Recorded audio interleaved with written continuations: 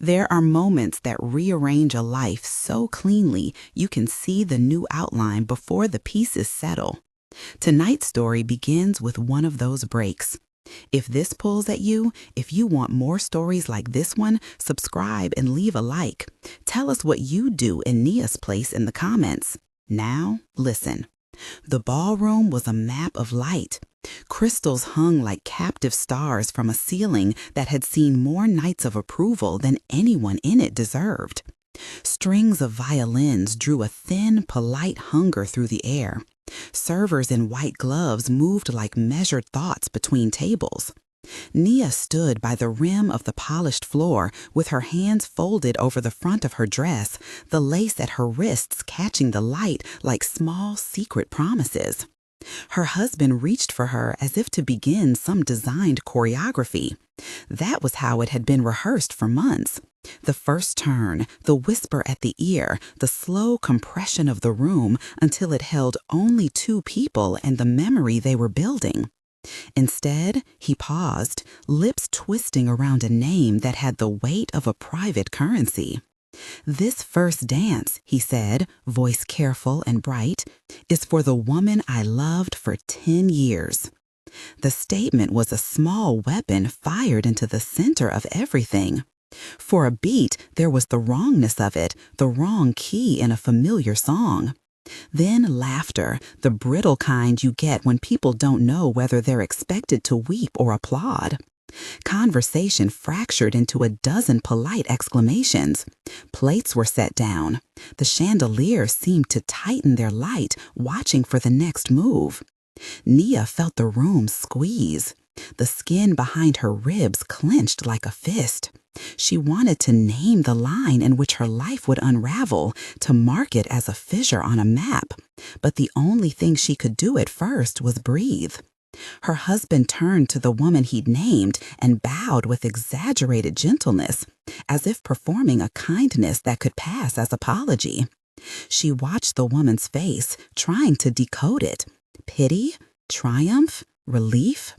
Simone's smile was too small, then too wide, and finally it was the precise gauge of everything Nia had feared. When the band picked up the tune, the man put his hand at the small of Simone's back, and the world shifted on the spot like a table knocked by an elbow. The humiliation wasn't cinematic, it was domestic, and therefore sharper. A movement to take a hand, an intake of breath, the metallic tap of a fork against china. Nia's father, Elijah Hayes, sat 3 tables away, palms folded like a judge. He had that look people learned to read in shareholder reports and synagogue conversations, the kind of attention that did not look at a person as a whole, but cataloged them for usefulness. He did not rise. That was worse than a shout. That was the signal that whatever was happening was sanctioned. Nia stepped away when the applause died. The whisper of her dress sounded too loud in her ears. As she passed the table where Vivian sat, older, severe, a kind of moral backbone that had nothing to do with softness, Vivian's hand found her arm. It was an underground lifeline. "Go to the garden," Vivian said, low enough that the servers wouldn't overhear. Now. Outside the glass doors, the night smelled of river and cold stone. The city bent itself under a black ribbon of fog. The water beyond the promenade shone like spilled mercury. Nia leaned with her palm flat against the glass and watched lights wobble as if in mourning. For a moment, she could not find the wording for what had happened to her. Betrayal is an economy. It spends things you would have thought secure: trust, place, the right to be surprised. She let the cold settle on her fingertips until the room steadied. Then she began to catalog what she had left. He had said the words. Simone had smiled. Her father had not moved. Those 3 things were the axis. Everything else would be, by degrees, evidence. She slept poorly on Vivian's sagging sofa, the memory of the dance playing at the edges of her sleep like a song you can't turn off. In the hours before dawn, she took a small box of things from the closet she kept at her childhood home, the single jewelry piece she had never relinquished, a thin sapphire pendant that had been her mother's, the color of river ice at dusk. She clasped it against her sternum and felt the thud of a life that could be catalogued as both ordinary and now, for Naya, irreparably rearranged. Word moved through the city as things do, greased and mean. Social accounts reformulated the image, spun it politely to the right audiences. The family's public statements were smooth, a misunderstanding blown out of proportion. The board meetings hummed. A photo from the dance carried a caption that read like a verdict.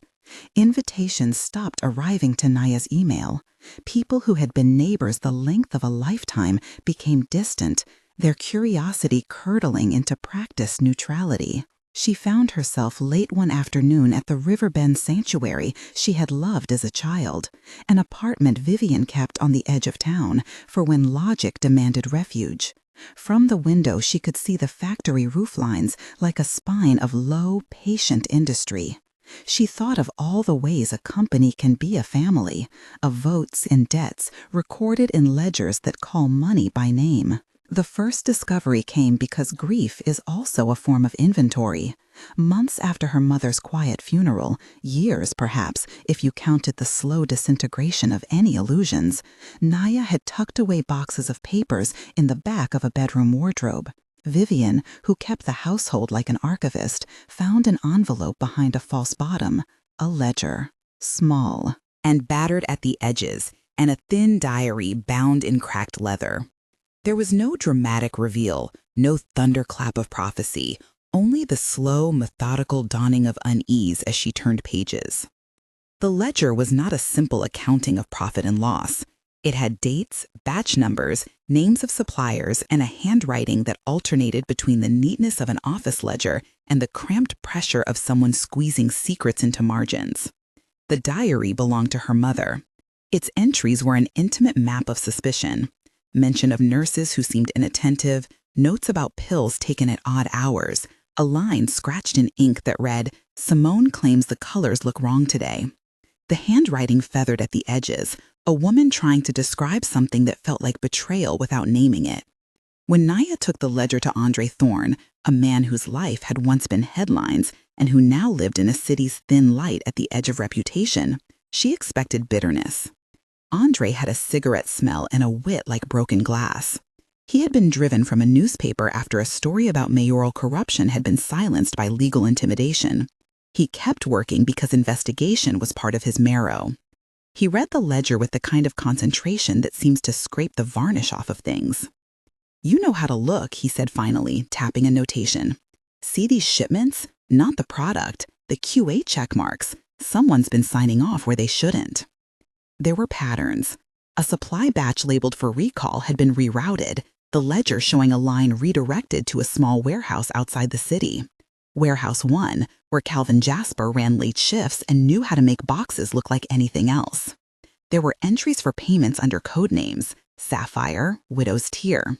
Naya's skin tightened at the phrase. The pendant she had kept had not just been a piece of jewelry.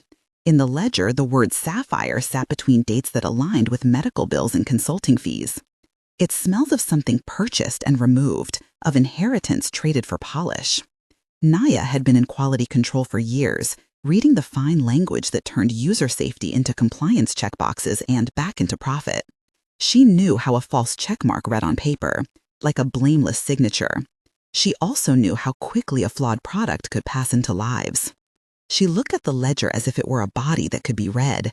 Injury, cause, cover-up.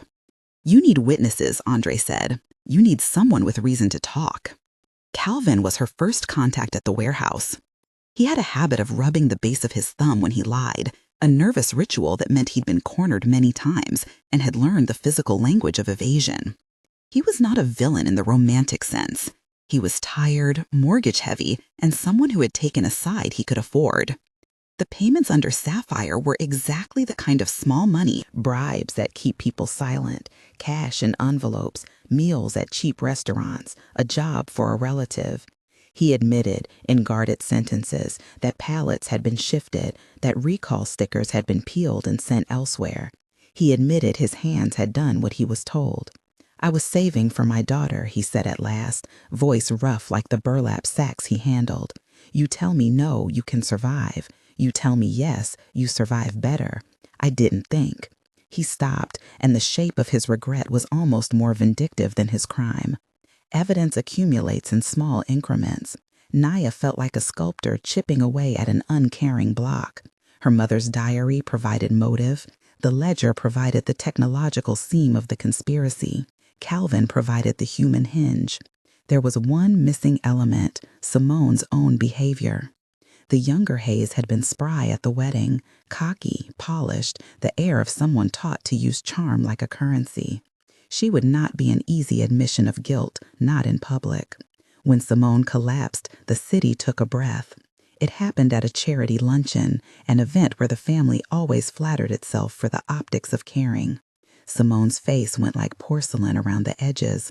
She folded into a chair as if the floor had turned traitorous. Her scalp was damp at the edges. Someone whispered a name, and then another. It was messy and fast and not graphic. A medical team took her away, windows were opened, and the scent of lemon cleaner masked the shock. Simone came round later, shaken, her eyes huge with a fear that looked unpracticed. In the hospital corridor, a nurse said, without malice, "Her sugars were low. She had a bad reaction." The phrase lodged. Naya thought of pills in a mother's diary entry, of dosing done in the dim rooms of the family house where care had slipped into habit. People die in small, accumulative ways when negligence becomes a practice. Poisoning was a word no one said aloud for fear of its weight, but suspicion curves its way into the center like a tide. Naya began to map timelines. The ledger aligned payments with the days her mother's prescriptions had been altered. A series of invoices to a private nurse overlapped with Simone's weeks at the house. There were phone records with gaps. Darius Vance, the company partner who had once been seen in polite frames by Elijah, showed transfers and invoices that smelled of laundering. Consulting fees to shell accounts, hospitality payments disguised as client retention.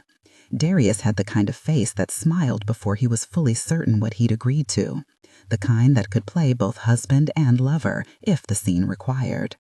Conspiracy sits on small details. Naya learned to read them as if they were braille. The necklace, her mother's sapphire, was not where she remembered it.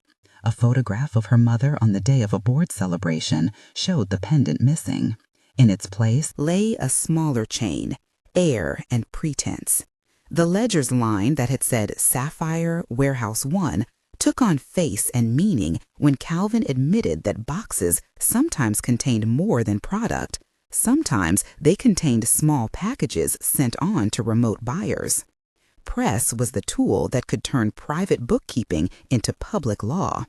Andre had friends, and one of them was Malcolm, a quieter kind of reporter who knew how to place a story without screaming it. Together, they built a pattern to present. Ledger lines matched with medical entries. Payments matched with recall detours. Simone's movements matched with nursing invoices. Darius's accounts arched over the whole. When they ran a piece in a small online outlet, surgical, careful, the reactions were immediate. The family's PR tried to pivot. Old family disputes, they said, an overzealous journalist making connections. But once pattern meets public light, it has a way of hardening. As pressure mounted, walls that were built for politeness showed cracks. Elijah's calls to board members became more frequent. Simone's social set evaporated like sugar in rain. Invitations declined with a curiosity that was not kind. The law moved with the slow dignity of rules, but it moved.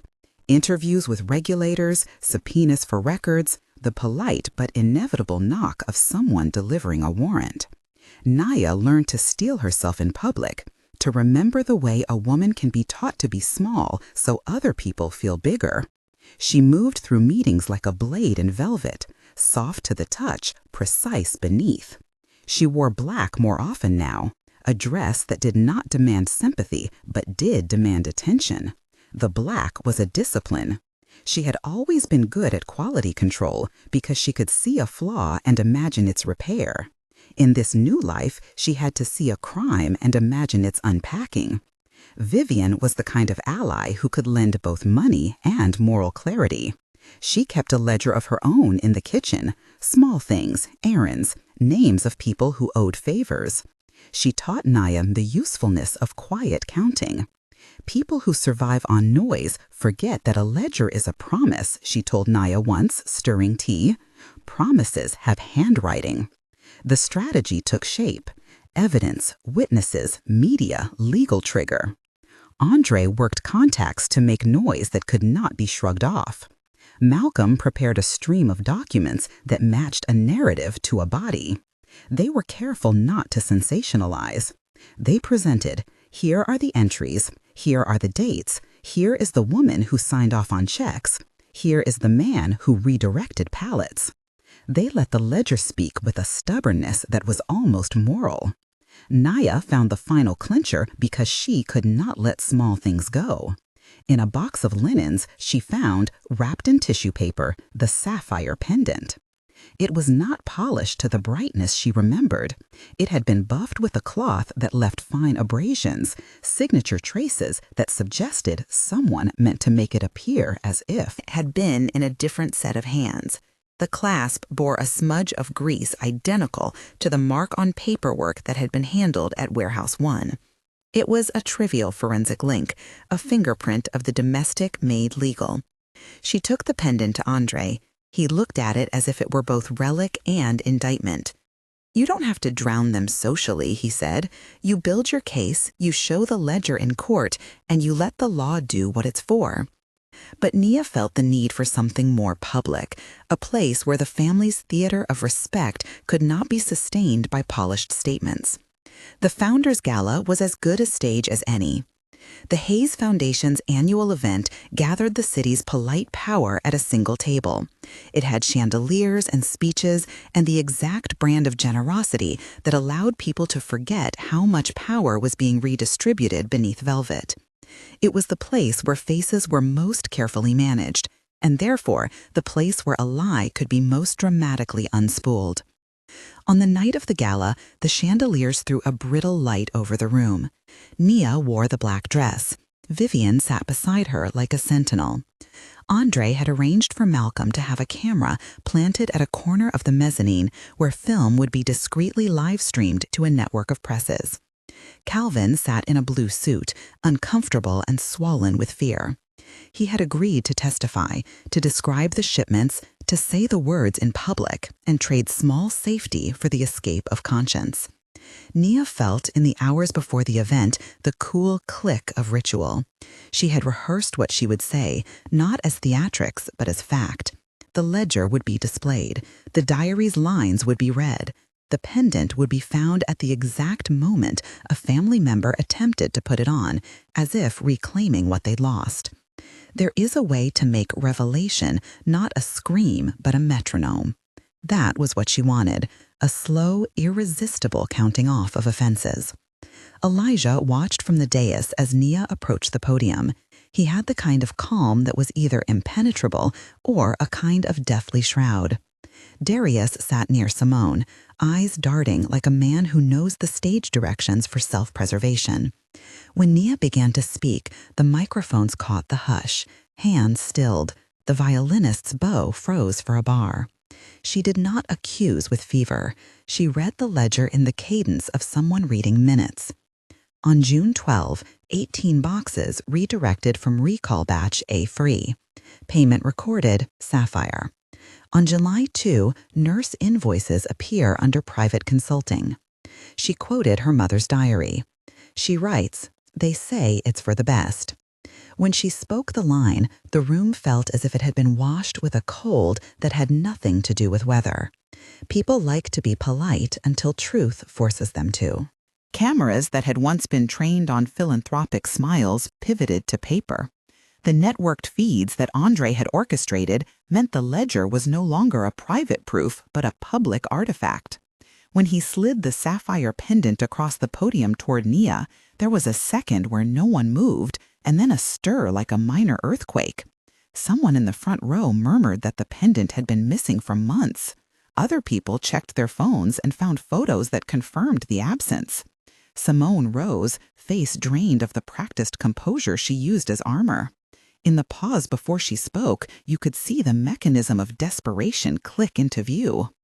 I didn't mean," she began, voice small and quick, the phrasing of someone who had been coached to panic at the right time. The confession came in pieces. Under pressure, Darius's accounts began to look like maps to the same place. The house where the pills were dispensed, the warehouse where boxes were folded into silence, the hands that signed off on safety checks when they had not been performed. The police, who had been waiting with a careful, patient patience, moved. Arrests are not always cinematic. Sometimes they are a polite hand on an arm and the soft reading of rights.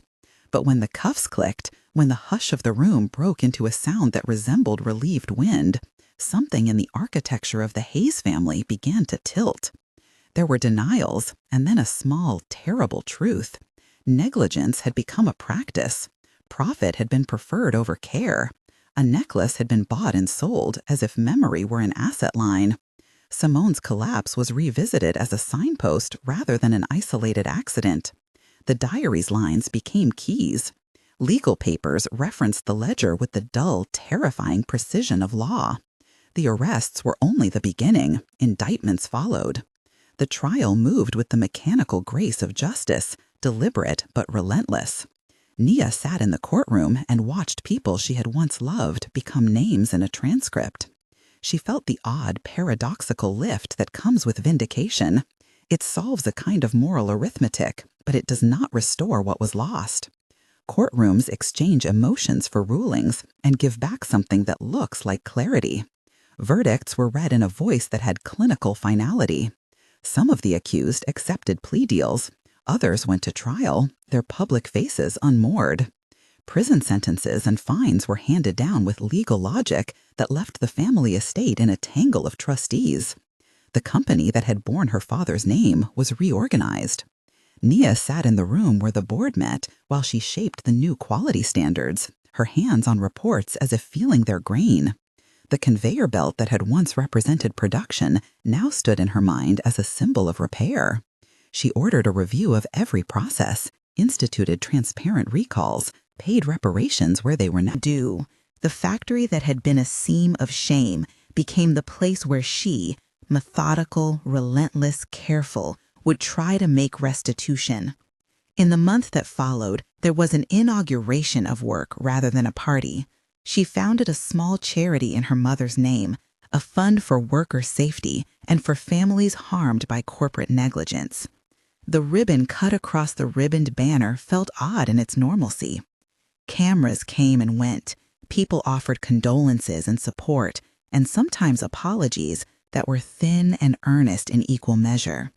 Vivian stood beside her in a black coat and a face that had already weathered too many storms to be surprised. Calvin worked in the new quality department, a small, watchful man who never quite looked like a villain again, only someone who had been made to choose by poverty. Simone left the city quietly, a small boat of shame and regret. Darius's name was spoken less often. He relocated, as the law allows, into a distance of less consequence. Elijah's public work was taken from him. The foundation's addresses were changed. There were court papers that split the family's holdings. There were legal settlements that smelled faintly of the pragmatic beating of hearts that had once been armored. The necklace returned to Naya's throat at a small ceremony inside a factory hall. She fastened it with the same fingers that had once been willing to accept genteel cruelty in the name of family harmony. The sapphire was cool against her skin, a blue that no public life could command. When she looked at it, she did not feel triumphant. She felt the weight of a name restored and the knowledge that justice does not erase grief. 6 months later, the company opened a new production line, one Naya insisted be staffed by union-represented workers, one where safety checks were public and where recall notices were posted not in a drawer, but on billboards visible to anyone who cared to look. The first crate off the conveyor belt bore a sticker, "In memory of Grace Hayes." The Riverbend Sanctuary apartment looked the same from the outside, but from within it felt like a reclaimed place. Naya walked along the river one evening and watched lights bob like a constellation of small apologies. She could not say whether the family was ruined or reborn. She imagined both.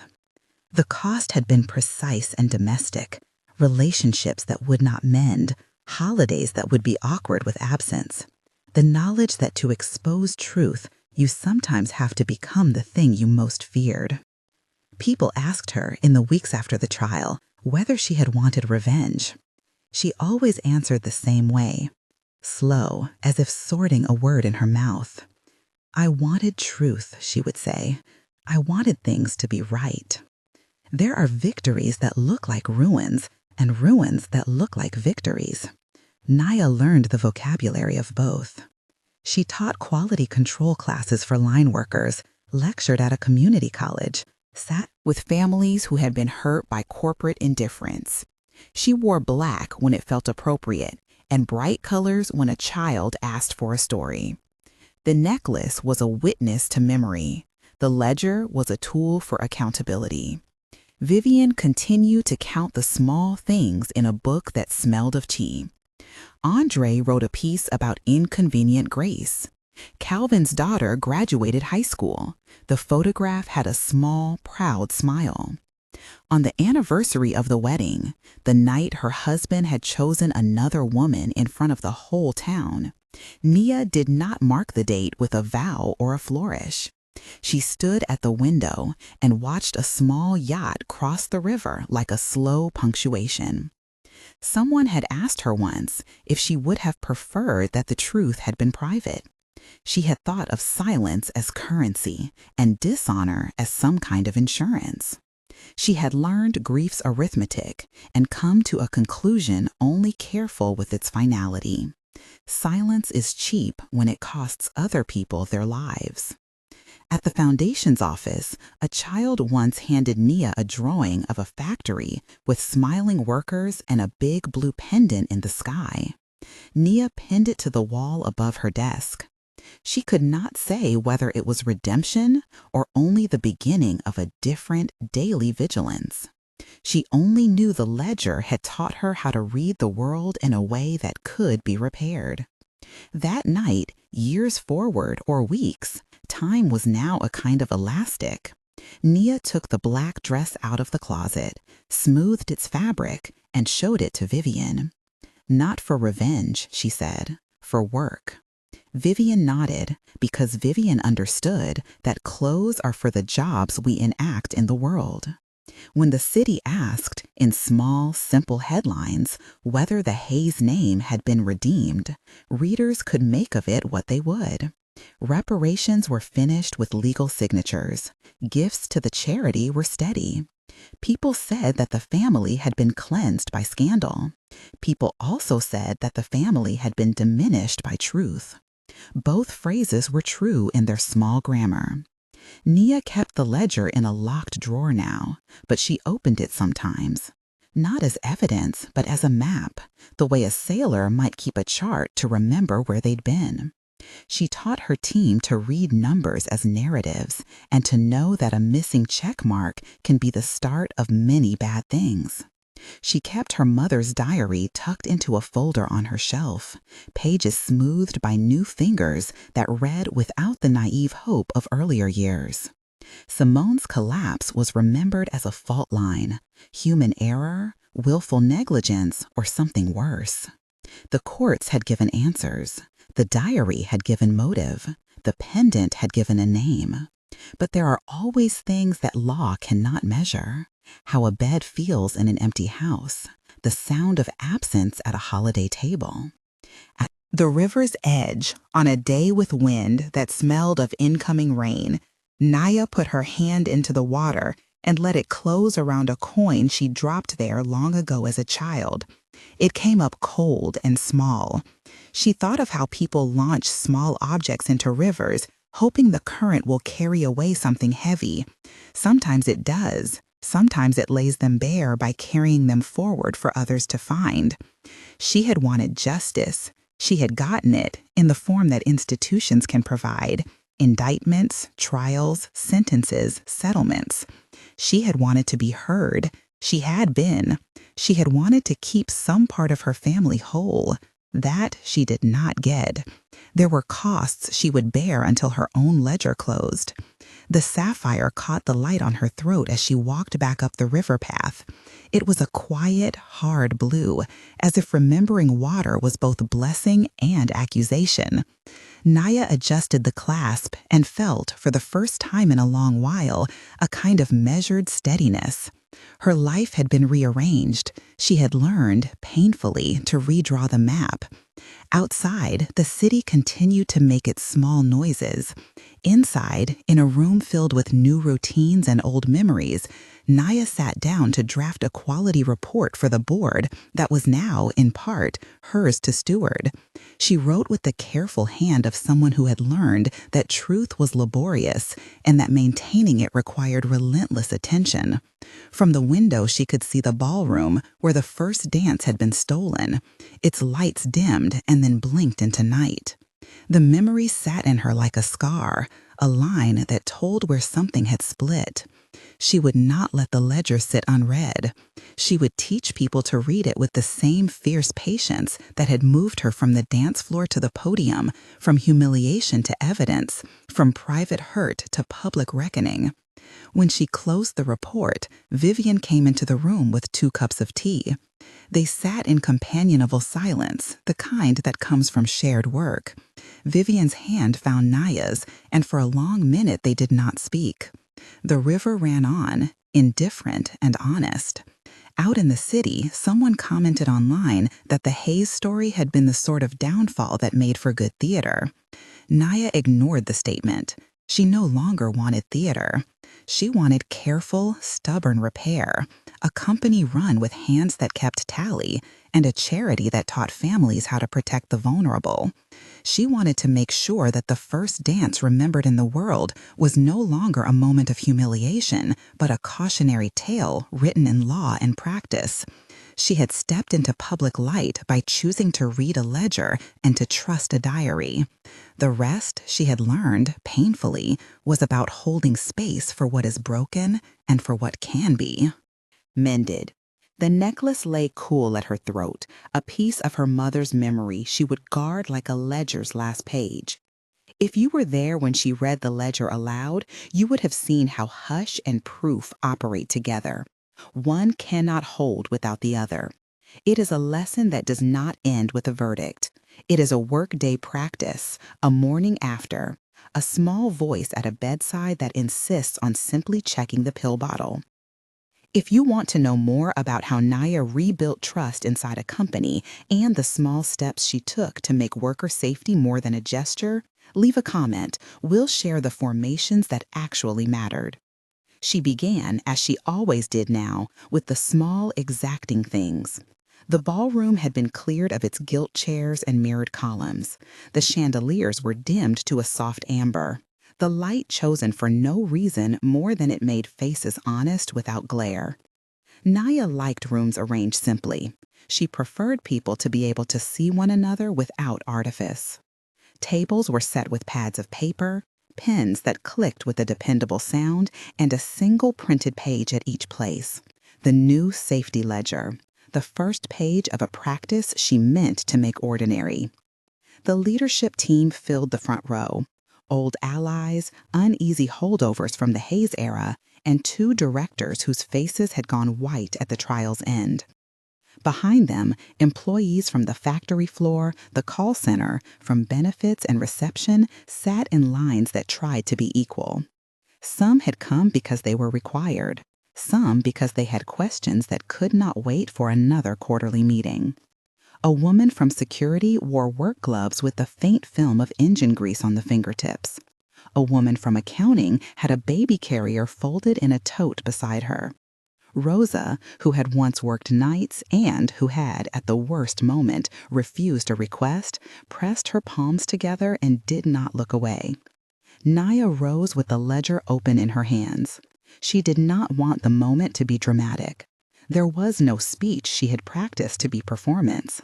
Her voice, when she began, was what it had become in those months of reports: careful and exact. "We will start with the first rule," she said. "We will start with accuracy." She walked them through the lines she had written: the audit regimen, the stop work clause for any employee who believed a job was unsafe, the provision for an independent safety officer who reported to a neutral committee rather than the operations team. She described the change in benefits, expanded counseling, paid leave for those dealing with legal or medical fallout, guaranteed positions for those who had lost wages during the case. Most of all, she described the enforcement mechanism: daily checklists that would be signed by a rotating set of people, including non-managers, and kept not as formality, but "I do not want us to measure our integrity by the neatness of a spreadsheet," she said. "I want us to measure it by what happens when someone checks no on a box on a Tuesday. What happens when someone raises their hand? Does the machine stop, or does a meeting start?" A freshman operations manager asked, tentatively, how the stop work clause would be enforced on a night shift when supervisors were few. Nia named a practical detail: 2 people trained to be on call, a published phone tree, the requirement that any stop call be followed in 48 hours by a review that is documented and shared. "You cannot create a protocol that exists only to be signed off," she told him. "You must build it so it can be used. The people who speak up must know that they will not be punished for the cost of safety." Vivian watched her from the edge of the stage, fingers wrapped around a paper cup of tea. She had learned to walk a line between fiercely practical advice and the long, patient tenderness that Nia sometimes needed. When the meeting broke into small groups, Vivian moved to the circle of maintenance workers, serving not answers, but attention. She listened to stories about overtime unrecorded, about a ladder that had been taped instead of replaced, about a supervisor who had been asked to turn a blind eye for the sake of output. She took notes in a shorthand that meant she would follow up. She smiled in a way that said, "I see you." The ledger, Nia said later, was neither talisman nor punishment. "It is a map," she told a manager who wanted to know whether this would be a permanent cultural change or a reaction to bad press. "Maps can be ignored. Maps can be followed. Our responsibility is to make the map so clear that not following it becomes the exception, not the norm." She instituted training that sounded at first like an odd metaphor: reading numbers as narratives. This was not merely teaching accountants to spot arithmetic errors. It was teaching every supervisor to see the story behind the figures. An extra hour of unsanctioned overtime might tell of a broken machine. A pattern of late arrivals might tell of a lack of safe transit. A spike in medical claims could mean an ongoing hazard. Employees were taught how spreadsheets could be a language of trust rather than a ledger of blame. They were taught to translate into questions. Why is this line growing? Who did we miss? How do we fix this so the work can be done without damage? At first, it felt like training. Then, in small, accumulating ways, it felt like repair. A maintenance team found a frayed cable behind a press that had not been seen because it lay behind a false panel. The team used the stop work clause. The press did not run for 3 days while the cable was replaced. And the electrical board rewired. The repair cost more than a week's output, but no one was injured. The payroll clerk, who had been reluctant to sign off overtime, began to receive a note of thanks from a supervisor who had learned to include the night shift lead in planning instead of bypassing him. A young woman in the front office, who had fled abusive signals in a past job and arrived here wary, found herself assigned as a safety observer twice a month, a position that carried both responsibility and an extra stipend. There were setbacks. A board member, older and still sharp, called Nia into his office and warned about the expense of change. "You'll bankrupt us with compassion," he said, half smiling and half accusing. He counted in the old currency: margins, forecasts, shareholder patience. Nia did not flinch from the language he used. She only translated. "You will not bank integrity if you spend it all on pretending to be profitable," she answered. "You can measure the balance sheet of safety. You can also measure the cost of being sued, of losing clients, of the slow erosion of a workforce that thinks you do not care. We are not doing this out of sentiment. We are doing this out of prudence." The man's face did not soften, but the question remained, a ledger in itself. What is the cost of being right when you are alone? Nia had once asked that question in a smaller voice in her mother's diary. She found ways to live with the answer by refusing solitary gestures. She chose coalitions instead. She built partnerships with a local clinic to provide on-site occupational health checks. She invited a union representative to a roundtable. She reached out to a neighboring company that had voluntarily closed a line for retraining. They offered to host a joint workshop. It was in the small domestic administrative rooms, offices with heavy blinds and stacks of forms, that some of the deepest change lived. A new employee advocate sat at a desk and began to collect anonymous notes slipped into a wooden box placed in the cafeteria. The notes were blunt and often petty. A supervisor who laughed too loudly at jokes about night shift, a machine that hummed differently on cold mornings. But within them were also claims that mattered. Stories of pills switched at the pharmacy from the wrong bin, of a contractor who joked about favors and then made them expected. The advocate read the notes and, with Nia's permission, initiated reviews that were neither theatrical nor punitive, but rather procedural and precise. There were moments when Nia felt the strain of being both the person who had carried a family's memory into court and the one required to weld policy into routine. She found herself, more than once, awake at 3 a.m. with her mother's diary open on the nightstand and the pendant warm against the skin of her chest.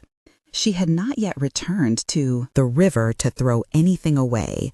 Instead, she carried the coin she had found in her palm in the water, sliding it into the ledger cover as if it were a good luck charm for the work she had not yet finished. Work changed her household as well. She and Vivian institutionalized small rituals: a weekly walk along the river, a shared hour on Sunday where no work talk could be raised unless it was to celebrate a person. Vivian cooked sometimes, learning recipes that were meant to be quiet comfort rather than culinary performance. They held each other in ways that acknowledged the work and attempted, cautiously, to forget it. But forgetting did not feel responsible, remembrance did. They learned to live side by side with grief and with duty. One autumn evening, when the city had the particular light that makes every shape a little more severe, Nia returned to the ballroom not as a CEO, but as a steward. The tables were set for a memorial gathering she had planned, a dance repurposed into remembrance, open to employees and their families, with the ballroom now a place for healing rather than triumph. Survivors and witnesses, families and friends of those who had labored alongside them, were invited. The lights were softer than when the first dance had been stolen. There were no champagne flutes, only paper cups of tea and cookies that someone had baked by hand. She stood near the edge of the floor and watched people talk. There was a man who had once been too proud to file a complaint sitting beside a young woman who now worked in quality control and who had, months ago, insisted that a report be reopened. They were laughing. Nia could not tell whether the laugh was because of relief or because of something wilier, the recognition that life could create small, almost absurd joys, even after injury. Rosa came up to her and placed a hand on her arm. "You kept your promise," she said simply. "We saw the machine stop. We saw the checks finally made." "I didn't do it alone," Nia said. She thought of the ledger's pages, of the signatures that now filled them, names of technicians, of cleaners, of people who thought themselves too low to be heard, and who, in being asked, had begun to speak. The next morning, a small delegation from another company arrived unannounced. They had been in the news, less scandalized perhaps, but showing the same fissures. Their chief operations officer was blunt. They wanted to know how Naya had done it without destroying the bottom line. She took them through the ledger, the stop work clause, the independent safety officer. She showed them the maintenance checklists and the pause drills. They wanted the most expensive answer first: how to buy credibility. Naya offered something cheaper and harder. She taught them to build procedures that outlasted personalities. There were also calls she did not answer at first, journalists with new takes. On the old story, a reporter asking if Naya felt vindicated. There was no vindication that suited the new map in her hand. The ledger did not let her take victory as a private thing. It required bookkeeping, not triumph.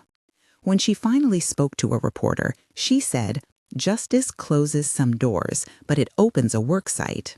Our task is not to tally victories, it is to keep counting the people." The public response softened in small ways. A blog that had once called the case good theater ran a follow-up piece interviewing survivors and quoting from Naya's report.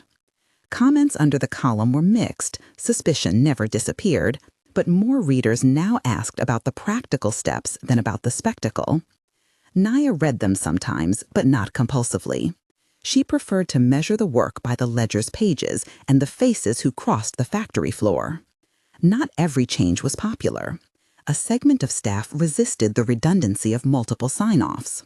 A contractor complained about the increased scrutiny and, when refused, lodged a counterclaim of petty grievances. The board had to weather a threatened withdrawal of investment from one shareholder who suggested that Naya's measures were reckless. She sat through a committee hearing where the shareholder's lawyer spoke about fiduciary responsibility in terms that had once made her tongue tangle. She answered with facts about lost time, reputational costs, and the human cost measured not in numbers but in missed funerals and sleepless mothers. There were small, private reckonings, too. Naya received a letter from Hayes' sister, brief and without apology, that said she had buried a brother and wondered if Naya could forgive. The request was not a demand, it was a fragile reach. Naya did not know whether forgiveness was owed, deserved, or even possible. She read the letter twice and set it aside on a shelf. Forgiveness, she had learned, was not a ledger entry. It was an ongoing practice, perhaps an occupation of the heart that could take years or not come at all. On a rainy Wednesday, a cleanup crew member came to the office with a small, furtive smile. Someone found a coin, she said, and produced the river-worn piece that Naya had once lost and then found again at the river's edge. The coin was dented, the date almost rubbed away.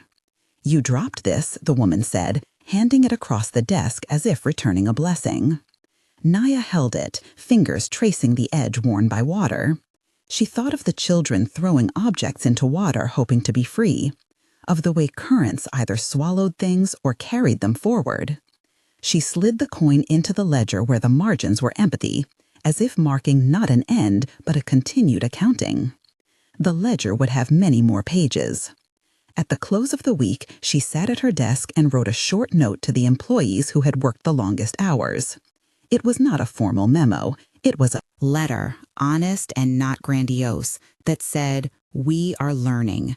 It named errors and promised action. It ended with something she had never expected to be able to say with such reality: "Thank you." When she carried the letter to the mailroom, she saw a man at the counter she had not noticed before.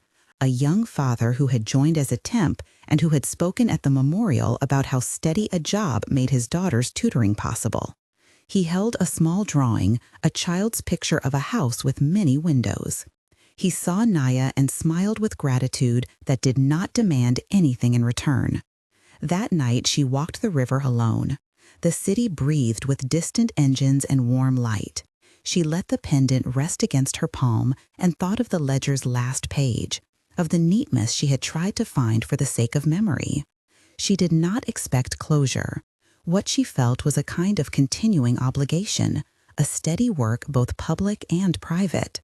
She placed her hand into the cold water and kept it there until her fingers prickled. She thought of the coin laid into the ledger and of the small, constant things that make work dignified: a replaced ladder, A signed checklist, a person who was listened to. In her pocket, the phone buzzed with a message that read simply, "We need your help. Can you come?" It was from a woman at a small plant across the river, a place that had seen a tragedy the year before and was now trying to rebuild. Naya folded her fingers over the pendant and walked home with the neatness she could carry, a plan, a ledger, and people who would show up. She would go, she decided. There were more rooms to set in order, more checklists to teach us stories, more hands to hold the pen when the next line needed signing. The ledger would not end with her, but she would not leave it to idle hands. When she arrived back at the apartment, Vivian was waiting with a kettle already steaming, a small triumph in itself. They sat quietly and sipped tea, the ordinary ritual that kept the world from tipping. Vivian reached across the table and laid her hand over Naya's. "You've been doing the work," she said. It was not praise exactly. It was recognition in its stead. "Yes," Naya said, "and I've been learning that work is less like a verdict and more like keeping watch. It is the hours you keep when no one asks." Vivian's smile tightened as if to hold more unsaid words. "Then keep watch," she said, "but don't forget to sleep." Naya laughed, small and honest, and for the first time in a long time allowed herself to imagine a morning not required by any ledger. Not because the work was done, she knew it never would be, but because there were nights in which the work had friends and allies, and a plan that could be trusted to survive her absence. Outside, the river kept moving, indifferent and honest. Inside, the ledger lay on her desk, the coin tucked between pages, the pendant in its place. She closed the cover for a moment, not to seal anything, but to mark where she would begin again tomorrow. There would be more meetings, more resistance, more small victories and hard reckonings. There would be other people who called and asked, other companies that needed maps. There would be nights when she read her mother's diary and nights when she could not. There would be a body of practice that, if she could sustain it, might keep other beds from being empty. She folded her hands and, without words aloud, set a simple intention: that the ledger would be a living thing, used rather than displayed. A new week would bring another set of questions. For now, she breathed, and the city breathed around her, full of small noises and the unending work of people trying to make the world a little less dangerous.